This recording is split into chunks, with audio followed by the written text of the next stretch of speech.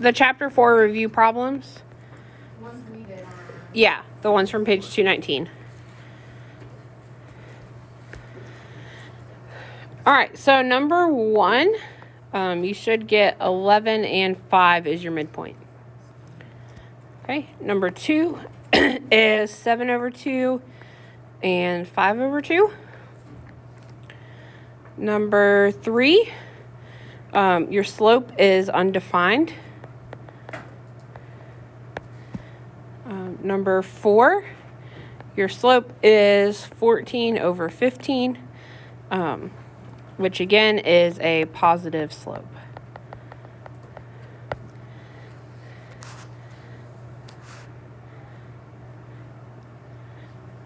Okay, are we good with 1 through 4? Yeah, if you want to. Number 4? Yeah. So you're going to have, so M is y2 minus y1 over x2 minus x1. So that would be, I will give you the distance, midpoint, and slope formulas. You will need to know point slope. So we'll have 5 minus negative 9 over 3 minus negative 12. So remember, when you subtract a negative, that's like addition. So you get the 14 over 15. I forgot to add the other so I have to divide 12. Gotcha. Also, why is 3 undefined? Because you end up with a 0 on the bottom because you have 4 minus 4. Because you can't divide by 0. Yeah, so you can't divide by 0. So anytime you have a 0 in the denominator, it's undefined. Number 2? Yeah. Yes. All right, so number 1, and then we'll do number 2. So midpoint is x1 plus x2 over 2 to get your x coordinate, and y1 plus y2 over 2 to get your y coordinate. So for 1, you'll have 12 plus 10 over 2 for your x, and then 8 plus 2 over 2 for your y. So you get 22 over 2 and 10 over 2, which is where you get the 11 and the 5 for number 1.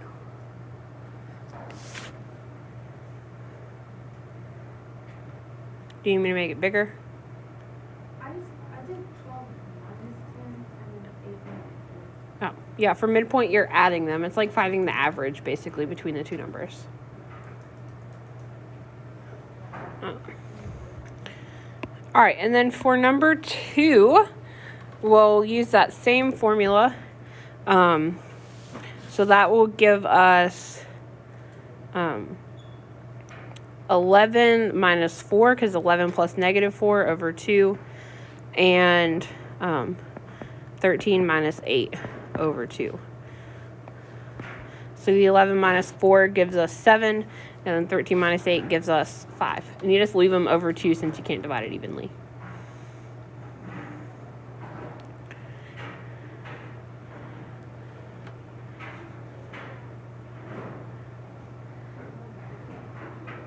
Okay, will you close that back door for me? Thank you. All right, are we ready for number 5? Okay, so for then you had to graph using the point and the slope. So on your graph, you plot your point first, which in this case is 2, 1. And then you have a slope of 3/4.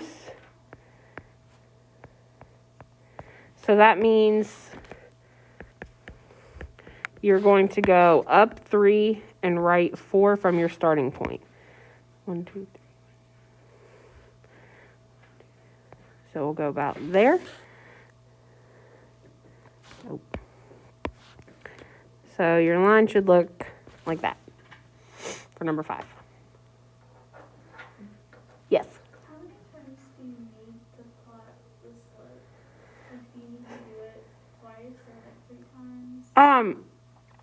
It kind of depends on what your slope is. So like if you have a really tiny slope, like if you end up with points like really close together, I would do it a second time to give you like more points. You can draw a more accurate line, because it's hard to like do that. Like you really want a large line to like fill up some of your graph. So sometimes it's easier to add other points. As long as it's big enough that you can draw a neat line with it, I'm fine. So I don't have a particular number that I require you to do. All right, and then for number 6, let's just go ahead and erase this.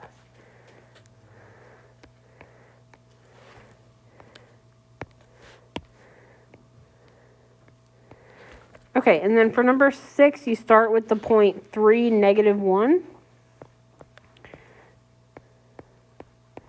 So over 3 and down 1. So this is our starting point. And then our slope is -2/3. So we're going to go down 2 and right 3.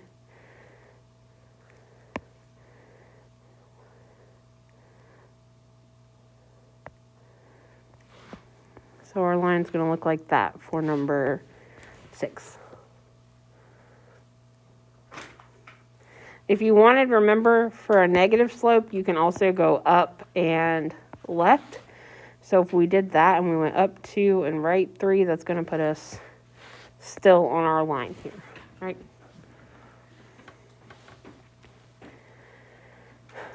Okay, are we good with 5 and 6?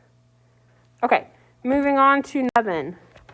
So for these, you had to convert it to slope-intercept form and graph.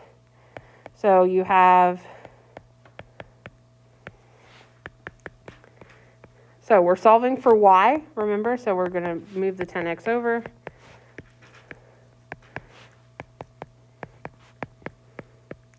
And then divide by 5.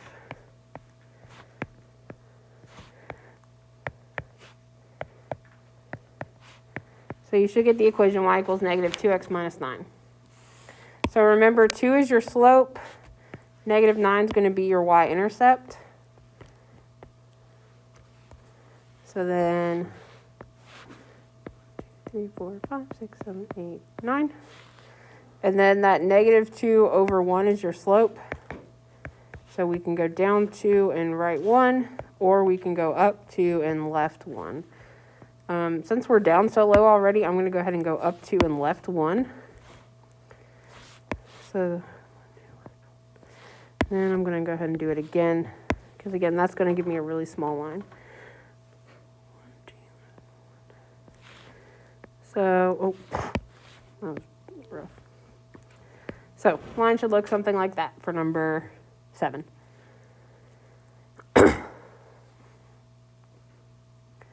All right, and then for number 8, we good with 7? Okay. For 8, you should end up with the equation y equals 5x minus 2. Do I need to work that one out?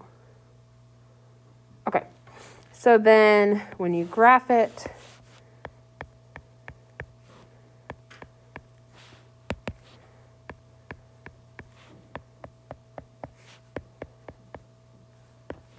all right, so again, our y-intercept is -2, so we're going to go up 5 and right 1. So 1, 2, 3, 4, 5, 1. And then connect our points. So that would be your graph for number 8.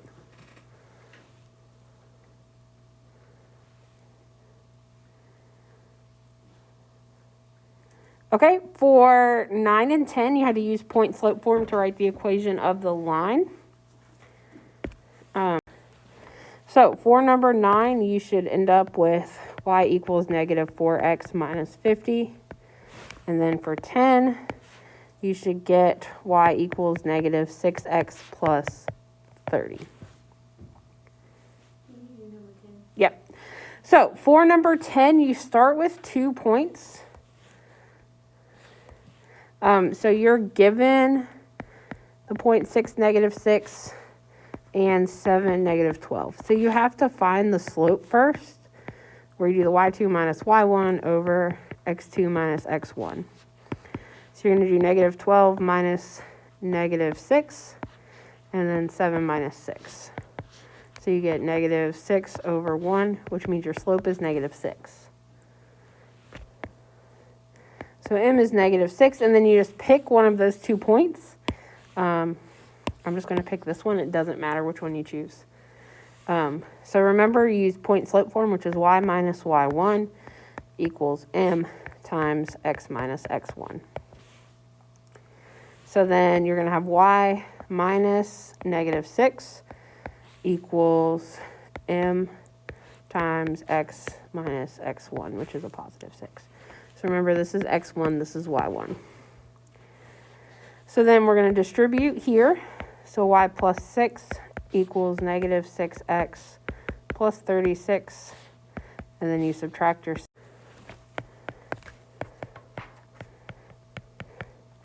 And 12 was neither. Do I need to go over those? Okay. Then next, I believe we jump to number 19.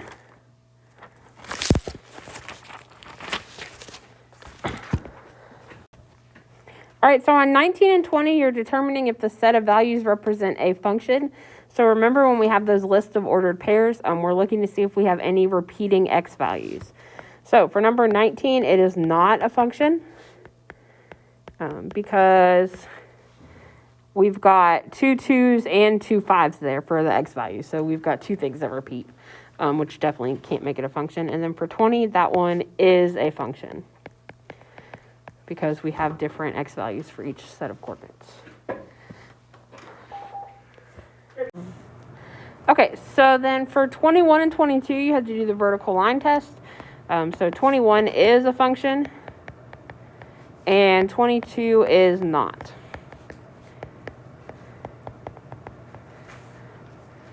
All right, so we good with 19 to 22? All right, and then everybody's favorite part, right? 29 to 34? No. So one of these days I will make you guys love functions. Apparently today is not that day, but. All right, so for 29, you should get f plus g of x is equal to -x squared plus x minus 5. And then for 30, where you're subtracting them, I forgot my parentheses, you will get -x squared minus 13x plus 13. All right, do I need to work 29 or 30? Are we sure? Okay. All right, so then 31, we are multiplying. So, and then, so after you multiply, you should end up with x to the 4th plus 12x cubed plus 21x squared minus 98x. But then if you read the directions all the way, it tells you to plug in x equals -3. So then when you do that, you should get 240. Yes, Abby?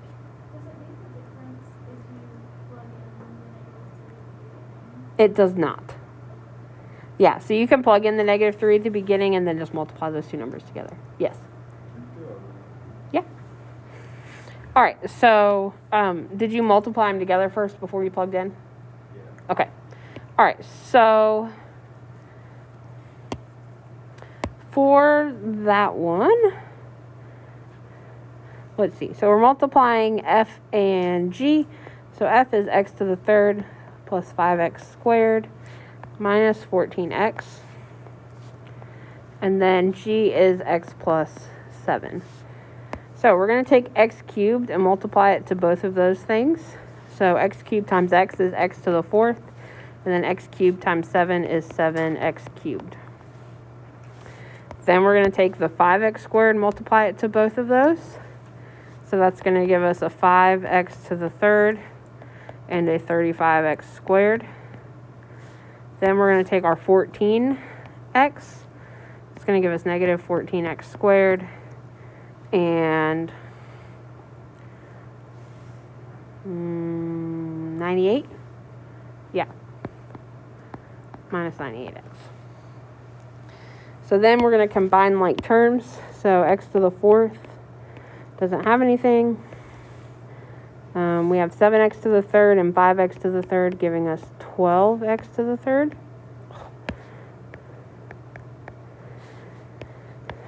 And then 35 minus 14 is going to give us that 21. And then we just have that minus 98x at the end. So now that we have that, we need to plug our negative 3 in for x. So that means we're going to get negative 3 to the fourth plus 12 times negative 3 to the third plus 21 times negative 3 squared minus 98 times negative 3. All right, and so remember when you're using negative numbers with exponents, it's really important in the calculator to put parentheses around those negative exponents. So negative 3 to the fourth is a positive 81. Negative 3 to the third is negative 27. Then we'll multiply that times 12 to get a negative 324. And then 21 times 9 will give us a positive 189. And then plus 294. And then when you add all those together, that's when you get your positive 240. That help? Okay. All right. And then for 32...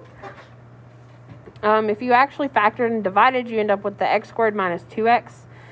But then when you plug in that negative 3, you end up with 15 for number 32. Yeah. So, especially for these division ones, if you have a number to plug in, I would just plug the number in and divide, because that's going to make it a lot easier than trying to factor. Because you can't always factor, and that's okay. Sometimes you can just write it as a fraction, and that's as far as you go.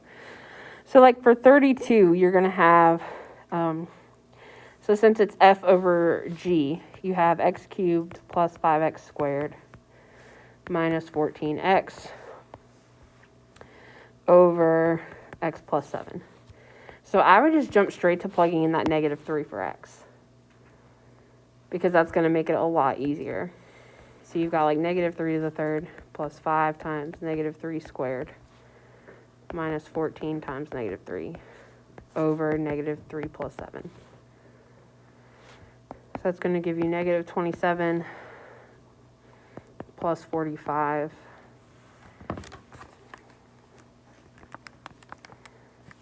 plus 42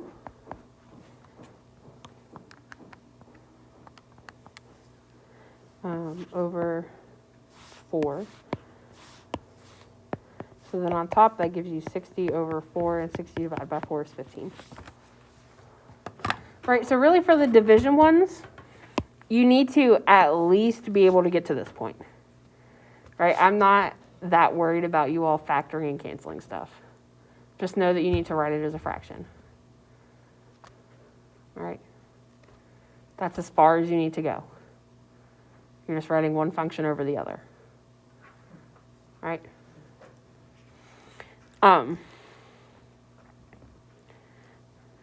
Okay, so we feel better about 31 and 32?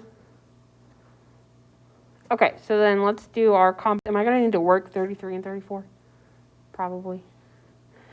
Well, let's read this. Okay, so for 33, you should get 80x squared minus 420x plus 533.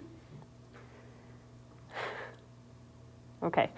And then for 34, you should get 20x squared minus 60x minus 37. I got that one right.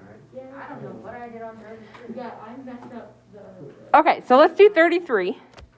So we're doing f of g of x. Oh, let me write my functions out.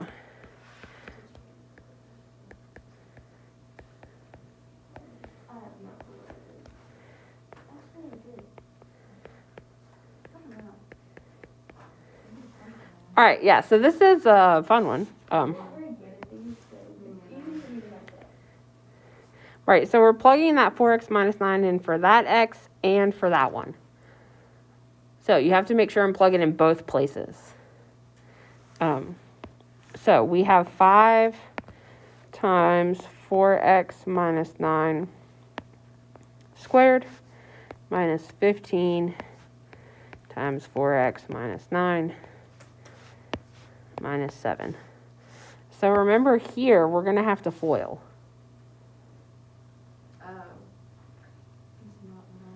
Because it's squared. So you're going to have to do like 4x minus 9 times 4x minus 9. So that's going to give you 16x squared minus 36x minus 36x plus 81. So that's 72. And then you still have to take that and multiply it by 5. And then we'll just times that 4x. So then, this is where we get a lot of really big numbers. So 5 times 16 is going to give us 80x squared. And then 72 times 5 is 360x. And 81 times 5 is 405.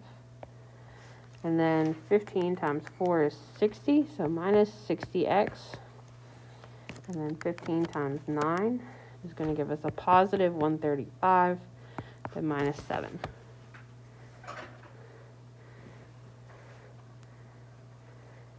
All right, and so that's from where I distributed this. Okay, and so then combine any like terms, so that's where the 80x squared comes from. And then we have negative 360 and negative 60, which is where we get the negative 420x. And then 405 plus 135 minus 7 gives us the 533. See what I did, but I don't know what I was thinking. Did you just square the 4 and the 9 instead of FOIL? I don't know, I put the 5 in, and then I squared it. Oh. I don't know what's going on there. Yeah, so you always got to do the exponents first. Okay. And so you guys said you were okay with 34? All right. Okay, so how are we feeling?